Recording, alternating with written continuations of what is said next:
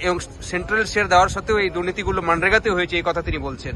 আসলে এই যে টাকা, মানে যে টাকার কথা বলা হচ্ছে, এই টাকাটা তো মানে বিজেপির টাকা নয়, তৃণমূলের টাকা নয়, কংগ্রেস সিপিআইএম এরও টাকা নয়, এটা বাংলার মানুষের টাকা।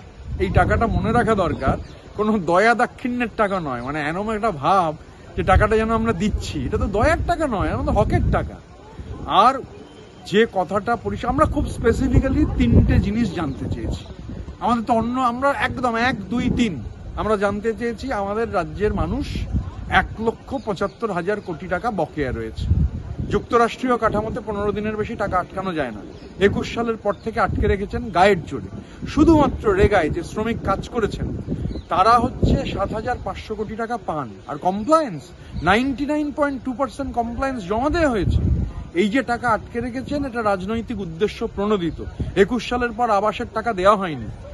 রাজ্যের পকেট থেকে মমতা বন্দ্যোপাধ্যায় টাকা ওরা আটকে রেখেছে। এই টাকা ওদের টাকা নয়, এটা দয়া দাক্ষিণ্য ভিক্ষার টাকা নয়, আমাদের হকের টাকা, প্রাপ্য টাকা, ন্যায্য টাকা।